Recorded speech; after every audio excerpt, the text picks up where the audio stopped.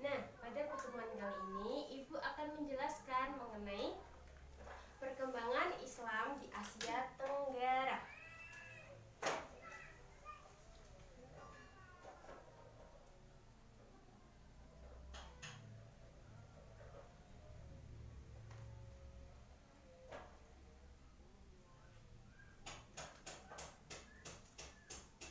Nah, sebelum masuk ke materi, ada yang tahu negara di Asia Tenggara itu apa aja? Coba Mila sebutkan. Malaysia, Singapura, Indonesia, Vietnam, Thailand. Iya, lanjutkan Rifa. Myanmar, Laos, Filipina, Kamboja, Brunei Darussalam. Nah, iya. Nah, sebelum masuk ke dalam perkembangan Islam di Asia Negara, khususnya di Malaysia dan Thailand, bahwa Islam masuk ke Asia Tenggara itu melalui jalur laut, ya. Coba kalian amati peta berikut ini. Nah, di sini bisa dilihat kan negara-negara di Asia Tenggara itu secara geografis, negara-negara di Asia Tenggara itu terdiri dari pulau-pulau kecil, ya. Ini di sini ada Indonesia, Malaysia, Kamboja, Vietnam, Brunei, Filipina, Singapura, Thailand, dan Myanmar. Nah, jadi Islam masuk ke negara-negara di Asia Tenggara itu melalui jalur laut. Nah, di mana pada zaman dahulu itu banyak sekali negara-negara di luar dari Asia Tenggara itu berlayar untuk mencari rempah-rempah ke daerah-daerah di kawasan negara-negara di Asia Tenggara. Nah, Islam masuk ke kawasan Asia Tenggara melalui jalur perdagangan. Nah, adapun ada 3 teori masuknya Islam ke Asia Tenggara. Yang pertama yaitu ada teori Cina, yang kedua ada teori Arab, dan yang ketiga ada teori Gujarat. Nah, sekarang kita masuk ke dalam perkembangan Islam di kawasan Asia Tenggara, khususnya di negara Malaysia. Nah, ada yang tahu nggak ciri khas Malaysia itu apa? Ada yang tahu? Yang di TV itu ada apa? Kartun Upin Ipin. Nah, Malaysia itu terletak di Semenanjung Malaka. Nah, ibu kotanya adalah ibu kota Malaysia. Ada yang tahu? Iya, benar Mila. Ibu kota dari Malaysia itu adalah Kuala Lumpur. Nah, mayoritas penduduk di Malaysia itu sama halnya dengan di Indonesia, yaitu mayoritasnya beragama Islam. Hampir 50% lebih masyarakat yang tinggal di Malaysia itu beragama Islam.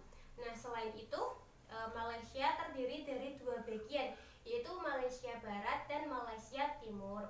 Nah, sejarah berkembangnya agama Islam di Malaysia itu, menurut Az-Zumardi Azrah menyatakan bahwa masuknya Islam ke Asia Tenggara itu terdapat 3 teori yang tadi ibu udah jelaskan di awal, yaitu ada teori yang menyatakan Islam datang langsung dari Arab, yang kedua ada Islam datang langsung dari India, khususnya yaitu dari bagian Gujarat dan Malabar, serta Islam datang dari Bengali atau yang sekarang disebut Bangladesh.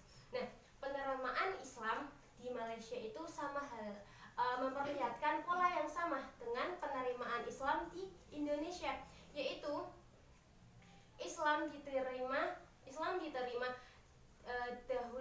yang pertama, Islam diterima dahulu oleh masyarakat lapisan bawah, kemudian berkembang ke lapisan elit atau lapisan atas. Pola kedua yaitu Islam diterima langsung oleh elit penguasa kerajaan, kemudian disosialisasikan dan berkembang ke masyarakat bawah, atau disebut juga dengan top down, yaitu dari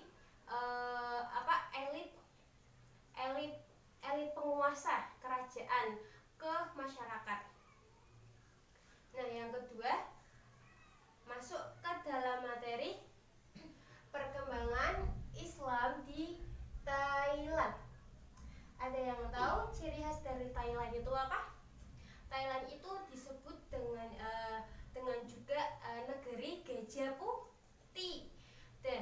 Thailand ini terletak di sebelah utara Malaysia dan sering juga disebut dengan bunga mekar di atas tangkai. Mengapa?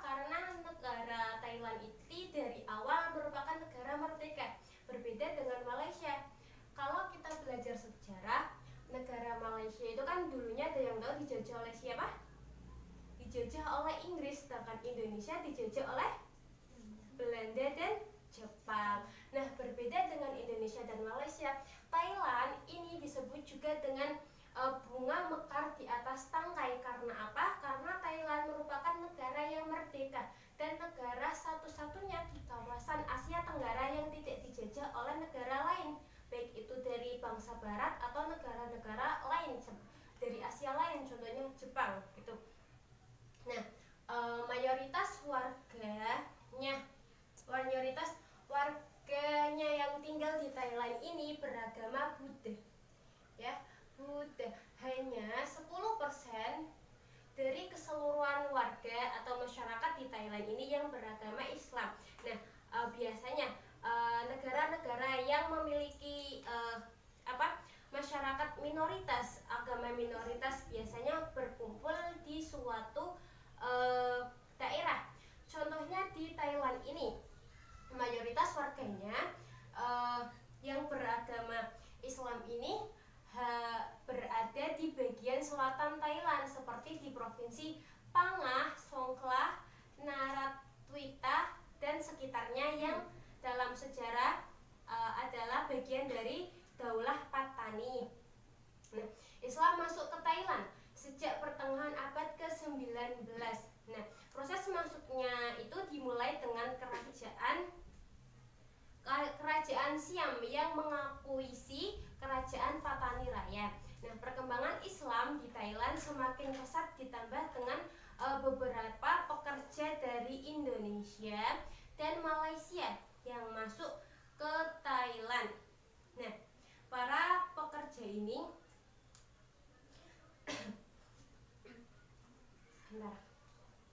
Nah, masyarakat Muslim di Thailand ini dibedakan menjadi dua. Yang pertama yaitu masyarakat Muslim penduduk asli yang berada di Patani, daerah-daerah Patani tadi contohnya, yang berada di provinsi Ponga, Songkhla, Narathiwat dan sekitarnya. Ya. Yang kedua yaitu masyarakat Muslim imigran. Imigran ada yang tahu artinya apa? Imigran itu pendatang.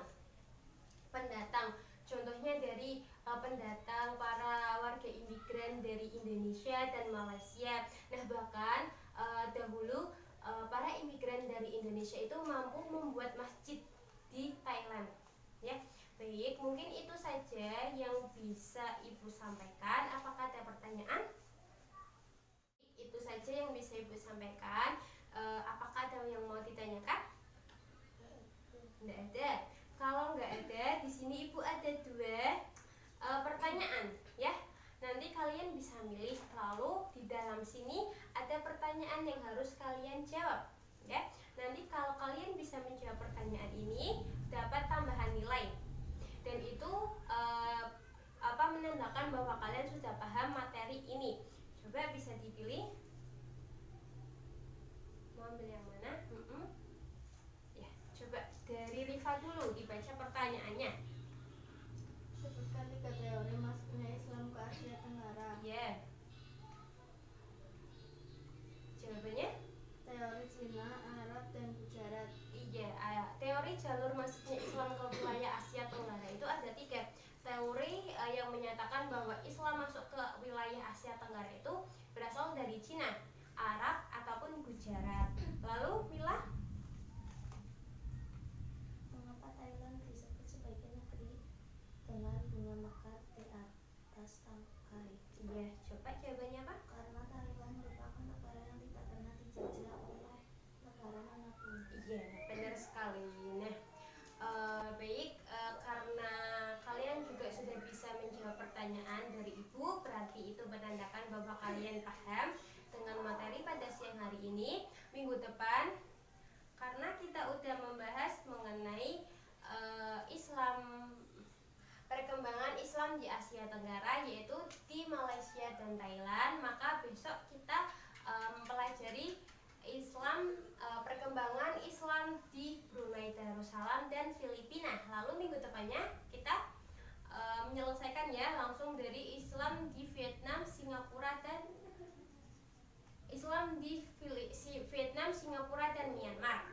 Ya, baik, Ibu akhiri pertemuan pada siang hari ini. Mari mari kita membaca hamdalah bersama-sama.